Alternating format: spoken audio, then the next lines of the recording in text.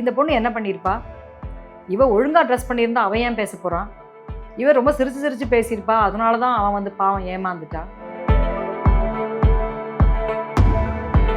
அந்த இயக்கத்திற்கு அவமானம், அந்த அமைப்புக்கு அவமானம், நமக்கு இருக்கக்கூடிய நல்ல பேர் கெட்டு போயிடும், அதனால இதை பற்றி வெளியில பேசாதீங்க. இதை வந்து அந்த பெண்ணுக்கு எதிராக பயன்படுத்திடுவாங்களோ, நம்ப மாட்டாங்களோ, அல்ல அந்த பெண்ணை ஏளனமாக பார்ப்பார்களோ? ஒருவர் பேசும் பொழுதே அப்படி சொல்றதுங்கிறது இனிமேல் பேசாதே, அமைதியா இரு, அடங்கிருன்னு சொல்றதுக்கு அர்த்தம். சமூகம் முழுவதுமே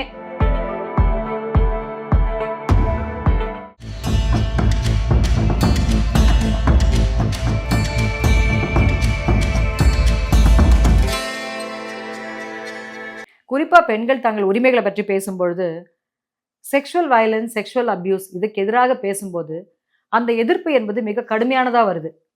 நம்ம எல்லாருக்குமே தெரியும், சமூகம் முழுக்க இருக்கக்கூடிய குற்றங்கள்ல கொலை, கொள்ளை, திருட்டு, ஒரு ஏமாற்றுறது, இல்லைன்னா ஒரு பணத்தை ஏமாத்துறது, ஒரு தொழிலில் ஏமாத்துறது, இது போல எந்த குற்றம் நடந்தாலும் குற்றம் செஞ்சவன மேலே கோவப்படுவாங்க.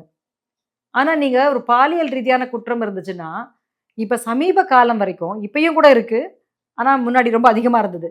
சமீப காலம் வரைக்கும் இந்த பொண்ணு என்ன பண்ணியிருப்பா? இவ ஒழுங்கா ட்ரெஸ் பண்ணியிருந்தா அவன் ஏன் பேச போறான்?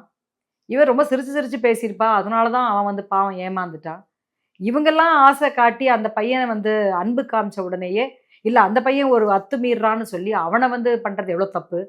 இந்த பாலியல் குற்றங்கள் நடக்குதுன்னா எல்லா பெண்களுக்குமா நடக்குது? சில பேருக்கு தானே நடக்குது. அந்த பெண்கள் சரியானவங்க இல்லை அப்படிங்கிறதுனால தான் அவங்களுக்கு நடக்குது அப்படின்னு பாலியல் ரீதியாக பாதிக்கப்பட்ட பெண்களுக்கு எதிராக சமூகம் எப்பொழுதுமே மிக மோசமான ஒரு விஷயங்களை தான் அவங்களுக்கு கையில கொடுத்துருக்கு. நம்ம வந்து மிக சமீபத்துல கம்யூனிச இயக்கங்கள் மாதிரி முற்போக்கு இயக்கங்கள்ல இருக்கக்கூடிய தவறுகள் நடக்கும் பொழுது கூட நம்ம பார்க்குறோம். கம்யூனிச இயக்கம் சரியான நடவடிக்கை எடுத்து இப்படி பேசுவது, இப்படி நடந்து கொண்டது என்பது தவறு, எங்கள் கட்சியிலும் எங்கள் இயக்கத்திலும் இருக்கக்கூடாது என்று எவ்வளவு சிறப்பான ஒரு நபராக அவர்கள் ஏற்கனவே நினைச்சிட்டு இருந்தாலும் கூட அவங்களுக்கு எதிரான ஒரு நடவடிக்கை எடுத்திருக்கிறத பார்க்குறோம். அதே நேரத்தில் வேறு சில இயக்கங்கள்லையும் சின்ன சின்ன அமைப்புகள்லையும் பல பெண்கள் என்னிடம் வந்து பேசும்பொழுது அந்த இயக்கத்திற்கு அவமானம், அந்த அமைப்புக்கு அவமானம், நமக்கு இருக்கக்கூடிய நல்ல பேர் கெட்டு போயிடும், அதனால இதை பற்றி வெளியில பேசாதீங்க என்று சொல்லக்கூடிய அமைப்புகளும் இருக்கு.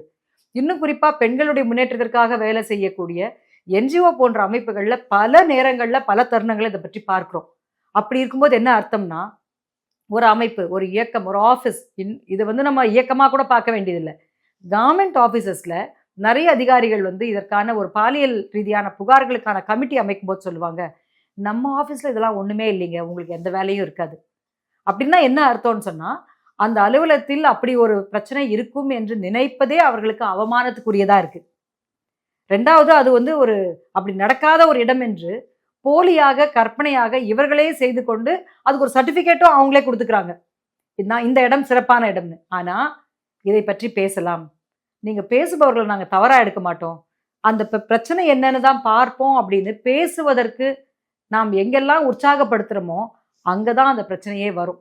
ஏன்னா தலைமையும் அந்த அலுவலகத்தினுடைய தலைமை பொறுப்பில் இருக்கவங்களும் இதை வந்து அந்த பெண்ணுக்கு எதிராக பயன்படுத்திடுவாங்களோ, நம்ப மாட்டாங்களோ, அல்ல அந்த பெண்ணை ஏளனமாக பார்ப்பார்களோ, அந்த பெண்ணுக்கு உள்நோக்கம் கற்பிப்பார்களோ என்கிற அச்சத்தின் காரணமாக தான் பெரும்பாலான பெண்கள் செக்ஷுவல் வயலன்ஸ், செக்ஷுவல் அபியூஸை பற்றி வெளியே பேசுறது இல்லை. அதற்கான தைரியமும் அதற்கான சூழலும் உருவாவதே இல்லை. அப்படி உருவாகின்ற அந்த சூழல் கூட என்னன்னு சொன்னா, காரணம் கற்பிப்பதும் அந்த பெண்ணை தவறா பேசுறதுங்கிறது பல இடங்கள் நடக்குது. இப்பயும் கூட இந்த காலகட்டத்திலையும் உங்களை சுற்றி இதை கேட்குறவங்க, உங்களுடைய ஆஃபீஸ்ல மற்ற இடங்கள்ல இந்த விஷயம் சரியில்லை, பாலியல் ரீதியா செக்ஷுவலா இவருடைய அப்ரோச் வந்து முறை தவறி இருக்கு அப்படின்னா, அந்த நபர் அதிகாரம் பொருந்திய நபராக இருந்தால் வாய் மூடி பேசாமல் ஒன்று வேலையை விட்டு போறதோ, இல்லைன்னா தானே புலம்பிக் கொண்டு வேற வழி இல்லாமல் வேலை செய்யணும், ஏன்னா அது அடிப்படையான தேவை வாழ்க்கைக்கு அப்படிங்கிறதுனால இப்படி இருக்கிற பெண்கள் பல பேர் இருப்பாங்க. நம்ம எல்லா நேரங்களையும் சொல்லுவோம், பேசா பொருளை பேசுதல் என்பது சமூகத்தில் மாற்றங்களை உருவாக்கும். பாலியல் ரீதியான வன்முறை, பாலியல் ரீதியான துன்புறுத்தல், சீண்டல்கள் எங்க நடந்தாலும் பேசணுங்கிறது தான் சட்டம் சொல்கிறது, நம்முடைய அடிப்படையான அரசியல் சாசனம் சொல்கிறது.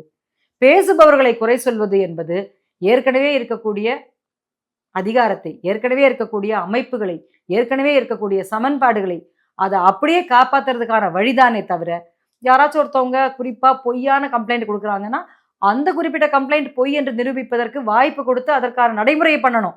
ஆனா, ஒருவர் பேசும் பொழுதே அப்படி சொல்றதுங்கிறது, இனிமேல் பேசாதே, அமைதியா இரு, அடங்கி இருன்னு சொல்றதுக்கு அர்த்தம். சமூகம் முழுவதுமே உங்களுடைய வாழ்க்கையில, உங்களுடைய அனுபவங்கள்ல, பல இடங்கள்ல இந்த மாதிரியான சூழல்கள் நேரும் பொழுது, நாம் பிரச்சனைக்குரிய அல்லது பிரச்சனைகளை பற்றி பேசக்கூடிய பெண்களுக்கு துணையாய் நிற்பது என்பதுதான் முன்னேற்றத்திற்கான வழி. அதுதான் நம்முடைய சமத்துவத்தையும், உரிமையும் மதிக்கிறோம் என்பதற்கான ஒரு அடையாளம்.